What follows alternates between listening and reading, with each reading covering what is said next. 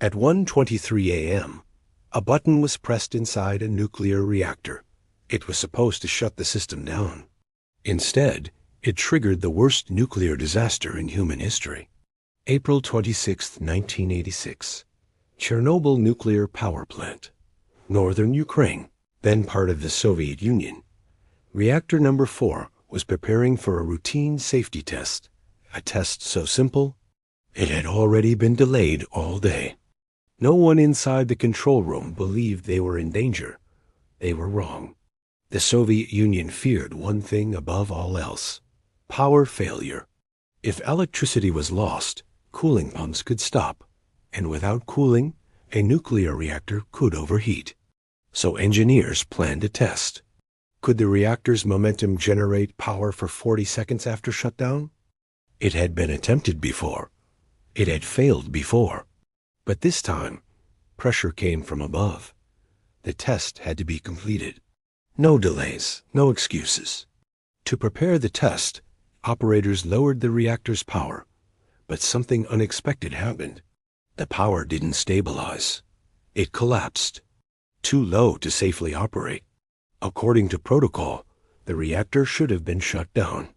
Instead, they continued. To raise power, operators removed safety control rods, one by one, then more, until almost all safeguards were gone. The reactor was now unstable. But no alarm screamed. No warning lights flashed. It looked normal.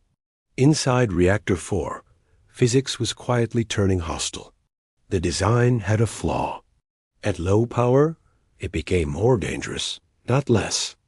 Steam bubbles formed inside the core, and instead of slowing the reaction, they accelerated it. The reactor was no longer under control, but the operators didn't know that yet. At 1 hour 23 minutes and 40 seconds a.m., the supervisor gave the order. Press AZ5, the emergency shutdown button. In theory, this should have ended everything safely. In reality, it did the opposite. The control rods entered the reactor, but their graphite tips caused a sudden power surge. In less than 1 second, output skyrocketed. The reactor core exploded, and exploded again. A 1,000-ton steel lid was blown into the air.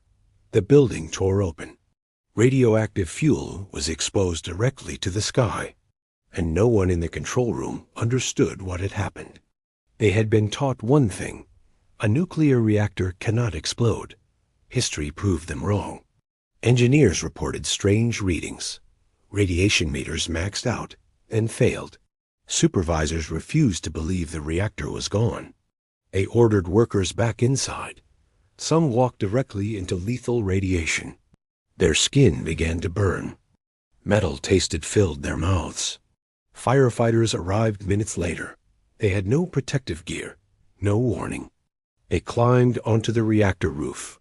Most would be dead within weeks. Radioactive particles rose thousands of meters into the air. The Soviet Union said nothing. Children played outside. People went to work. Life continued. It wasn't Ukraine that noticed first. It was Sweden. A nuclear plant detected radiation on its workers from another country. Only then did the world realize something catastrophic had happened. 36 hours after the explosion, the city of Pripyat was evacuated. Officials told residents, "You'll return in 3 days." They never did. Apartments were left exactly as they were. Toys on the floor, food on tables, lives frozen in time. Pripyat became a ghost city overnight. The Soviet Union mobilized over 600,000 people. They were called liquidators. Their job: clean radioactive debris with shovels. And their bare hands. Some had 90 seconds on the reactor roof before fatal exposure. Many are still sick today. Many never lived long enough to tell their stories. Radioactive fallout spread across Europe. Thousands developed cancer. Entire regions became uninhabitable. A massive concrete sarcophagus was built and replaced decades later. Chernobyl remains dangerous to this day. All of it caused by poor designed human pressure And one fatal decision to ignore protocol of the Chernobyl disaster wasn't caused by a villain. It was caused by confidence, by believing nothing could go wrong. The button was pressed to save the reactor. Instead, it destroyed it, and the world was never the same again.